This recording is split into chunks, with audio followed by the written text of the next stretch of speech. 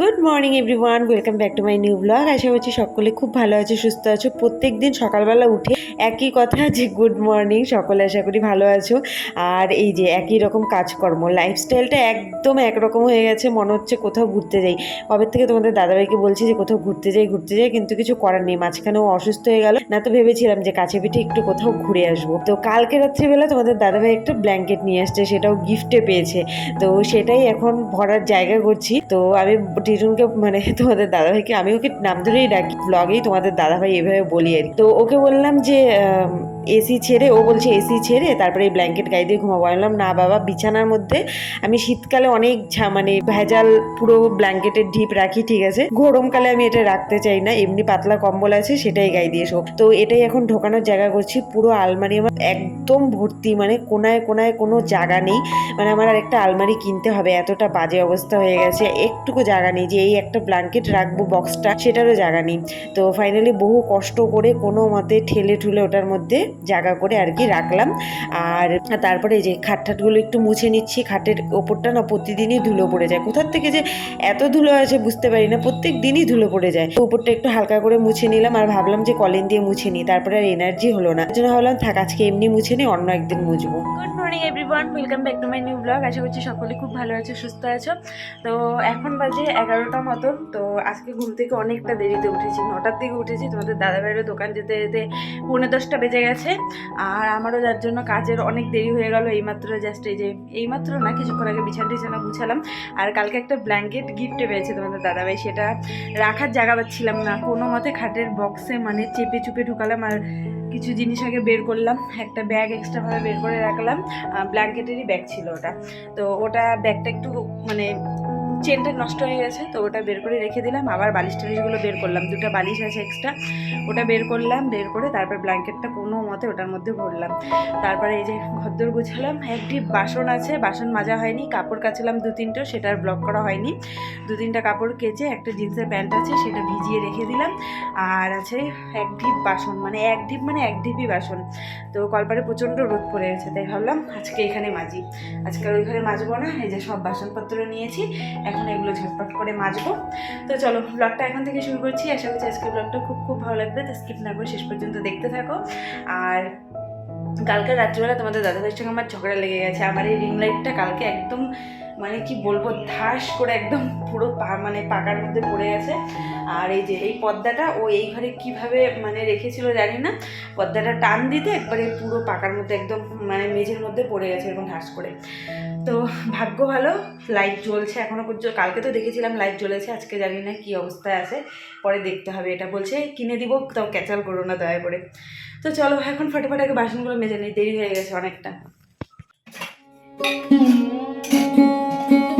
কোনো কিছু যদি মন থেকে চাও সেটা নাকি পাওয়া যায়। তো সত্যিকারের বলতে বিয়ের পরে আমি এই বাড়িতে এসে উঠোনের মধ্যে রান্না করেছিলাম, আর এখন এত সুন্দর আমার কিচেন, কিন্তু রান্না করতে পারছি না, দুঃখের বিষয়। আমি পুরোপুরি গুছিয়ে তারপরেই রান্না করতে চাই, যার জন্যই আর কি একটু অপেক্ষা করছি। অপেক্ষার ফল নাকি মিষ্টি হয়, যার জন্যই এই অপেক্ষা।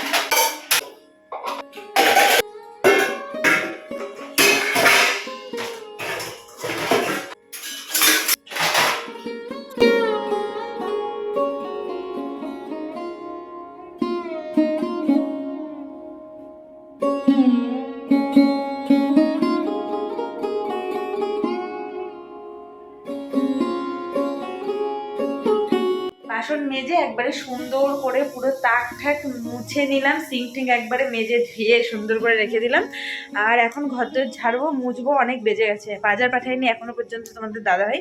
আর ঘরে আম আছে, ভাবছি আম মুড়ি খাওয়াটা শুরু করে দিই। আজকে আর রুটি খাবো না, আজকে আম মুড়ি খাবো। আর বলে দেবো যে রুটি আর আনতে হবে না। তো তারপরে খেয়ে দিয়ে ঘরদোর মুছে স্নান করবো। আর আজকে একটু সিম্পলের মধ্যে রান্না বান্নাটা সারবো। অনেক সবজি আছে ফ্রিজে, মানে ঢেঁকি শাকও আছে কালকে, আরও 2 আটি, তারপরে অনেক সবজি টবজি আছে। ফ্রিজটা খুললেই না যখন আচারটা দেখতে পাই যে কি লোভ লাগে কি বলবো। কালকে অনেকগুলো আচার খেয়ে নিয়েছি আমি, দেখো কৌটো প্রায় ফাঁকা করতে চলেছি। তো এখন আম দিয়ে মুড়ি দিয়ে ছটপট করে খেয়ে নিই, খেয়ে তারপরে আমগুলো একটু মিষ্টি কম, তবে এখনও মনে হয় পুরোপুরি সিজন এসে গেছে, কিন্তু তবুও আম কেন জানি একটু কম মিষ্টি। একটা আম দিয়েই মনে হয় হয়ে যাবে। একটা আম দিয়ে এখন মুড়ি দিয়ে খেয়ে নিই।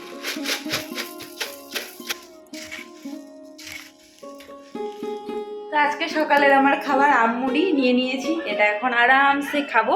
খেয়ে দে তারপরে আরো বাকি কাজকর্মে লেগে পড়বো।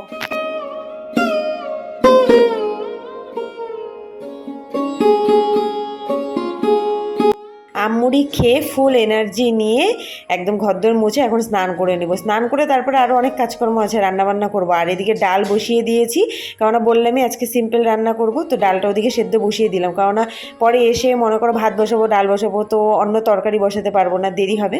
তাই আগে ডালটা বসিয়ে দিয়েছি আস্তে আস্তে, তারপরে ডালটা ফোড়ন দিয়ে দিব বা অন্য কিছু একটা করে নেব। তো এগুলোই আজকে সিম্পলের মধ্যে রান্নাবান্না সেরে নেব। স্নান টান করে আসলাম, সব কাজকর্ম সেরে, আর যাওয়ার সময় ডাল বসিয়ে রেখে গিয়েছিলাম। এসে দেখি গ্যাস শেষ। আর এই যে দেখো শুধু ডালটা সেদ্ধ হয়েছে, ডালটা ঢাকা দিয়ে রাখলাম। আর এখন তোমাদের দাদাভাইকে ফোন করলাম, ও এখন কখন গ্যাস পাবে এখন জানি না, বুকিং করাও হয়নি।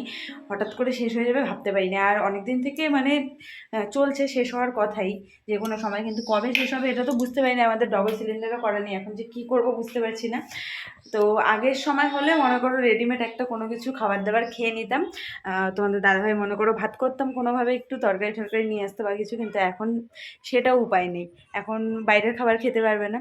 তো এখন দেখি সবজি টবজি কেটে টেটে রেডি করে রাখি। ডালটা তো করা হয়ে গেল, তো যদি মনে করো গ্যাসটা পেয়ে যায় তাহলে ফটাফট করে নিতে পারবো। তো এখন সবজি টবজি কেটে রেডি করে নিই।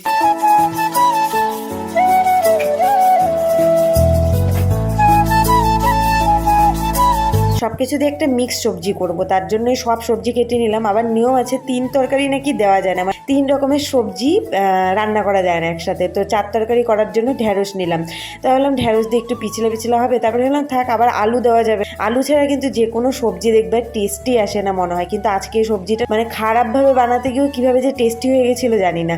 তো তারপরে সবজি কাটার পরে তোমাদের দাদাভাই ফোন করলো যে গ্যাস ওভেন পেয়ে গেছে, তো একজনের বাড়ির থেকে নিয়ে এসেছে, তারপরে আমাদের গ্যাসটা ভরে ওদেরকে দিয়ে দিতে হবে। তো মোটামুটি আমার তাড়াতাড়ি করে সব রান্নাও হয়ে গেছে। তখন আমি এত তাড়াহুড়োতে ছিলাম যে আর ভিডিও করতে পারিনি। লাস্টে এই যে ঢেঁকি শাকটা ভাজা করছি। রান্নাবান্না শেষ হলো, গ্যাস আনার পরে অনেকটা লেট হয়ে গেছে, একদম সিম্পলের মধ্যে রান্নাবান্না সেরে নিয়ে একজন ফোনে বকর বকর করছে পুরো। তাই রান্না করেছি এই যে শুধু ঢেঁকি শাক, আর এইটা একটা মিক্স সবজি। কিভাবে যে করলাম আমি নিজে অবাক হয়ে যাচ্ছি যে এটা কেমন যে হয়েছে, মনে হচ্ছে ভালো হয়নি। আর এই যে পাতলা করে ডাল, আর এই যে ওকে শশা কেটে দিলাম। তো এগুলোই আজকে রান্নাবান্না। কালুয়াকে খেতে দিয়ে আসলাম, জানি না এগুলো দিয়ে খেতে পারবে কিনা। তো চলো খাওয়া দাওয়া করে একবারে কথা হচ্ছে। আমাদের দাদা ভাইয়ের কাণ্ড শুধু একটুখানি দেখো। আমি আধা গামলা সবজি বানিয়েছিলাম, আমি এইটুকুনো সবজি নিয়েছি আর ও সব খেয়ে ফেলছে। আমি তাকিয়ে দেখি গামলা ফাঁকা। রাত্রিবেলা রান্না বন্ধ, শুধু ওই যে ডাল দিয়ে রুটি দিয়ে চুবায় চুবায় খাওয়া, ঠিক আছে? রান্নাবাড়ি বন্ধ, মুখ থেকে কোনো লাভ নাই। ভাবো কার বড় এরকম অত্যাচার করে, এতগুলো করে সবজি খেয়ে নিছে। বিকেলের পরে প্রতিদিনের মতো খাওয়া দাওয়ার পরে আর সেরকমভাবে ব্লগ করতে পারিনি। আর এই যে এতক্ষণে চা বানালাম, 2টা ডিম নিয়ে আসলাম দুপুরবেলা। তোমাদের দাদাভাই যে 2টা ডিম নিয়ে আসলাম দুপুরবেলা, তোমাদের দাদাভাই তো তরকারি শেষ করে ফেলছে, তো ডিমের অমলেট করব। ডাল আছে, আর ভেবেছিলাম আলু ভাজা করবো, কিন্তু তোমাদের দাদাভাই তো খেতে পারবে না। তো এখন একটু চা বানালাম, আর 5 টাকা দামের ছোটো ছোটো সিঙ্গারা এনেছিলাম। তো ওটা খাওয়া হয়ে গেছে, চাটা এখন আছে। আর এখানে এই যে এখানে আটাও মেখে নিয়েছি, রুটি বানাবো। আর আমিও ভাবছি এখন থেকে রুটি খাবো। আজকে খাবো না, আজকে অল্প ভাত আছে, তো আজকে রুটি খেয়ে নেবো, সরি ভাতই খেয়ে নেবো আজকে। দাদাভাইকে ডাক্তার বলেছে যে 9টার মধ্যে খেতে, বা লাস্ট টাইম মনে করো 9:30, 9টাই বলেছে। তো আমি তাও মনে করলাম 9:30। অ্যাকচুয়ালি আমাদেরকে 8টার মধ্যে খাওয়া দাওয়া শেষ করলে আরও বেশি ভালো, মানে আমাদের প্রত্যেককে 8টার মধ্যে যদি আমরা খাওয়া দাওয়া শেষ করতে পারি তাহলে সেটা বেশি ভালো, কিন্তু আমরা পারি না। আমাদের ডেইলি লাইফের কাজকর্মের জন্য আমাদের মানে ওরকম আমরা রুটিনে চলি না, যার জন্য হয় না। তো 9টার মধ্যে বলেছে, কয়েকদিন 9টা বা 9:15, 9:30, 9:15টার মধ্যেই খেয়েছে, অনেক তাড়াতাড়ি খেয়েছিল। এখন পুরো টাইম উল্টে গেছে, এই যে যার জন্য আমি রুটিটাও দেরি করে বানাচ্ছি। তো কালকে পরশুদিন রাত্রি 12টায় এসেছিলো, আর গতকালকে 10:15টার মধ্যে এসেছে, 10:30টায় খেয়েছে। আজকেও মনে হয় ওরকমই দেরি খাবে। তো এখন চাটা খেয়ে আমি রুটিটা বানিয়ে নিই, আমার ডিউটিটা আমি একটু কমপ্লিট করে নিই, তারপরেও কখন আসে। আমি দুটো রুটি ভাজলাম, তারপরে বদ্দি চলে আসছে। ও ঝিলিক ডাকছিল যে মা এসে রুটি ভেজে দাও তো কাকিমণিকে। তো বদ্দিও চলে আসলো, ও আরও ফুলকো ফুলকি রুটি ভেজে, তো যার জন্য ও মনে হয় দেখাতে আসলো যে ও এত সুন্দর ফুলকো ফুলকি রুটি ভাজতে পারে। ফুলকো ফুলকো বলতে নিয়ে ফুলকি বলছি। তো যাই হোক, তো ও তারপর হেল্প করে দিল, আমি এদিকে আটাটা মেখে দিলাম, আটা বলতে কি রুটিটা বেলে দিলাম আর কি, আর ওইদিকে খুব সুন্দর ফুলকো ফুলকো রুটি ভেজে দিল।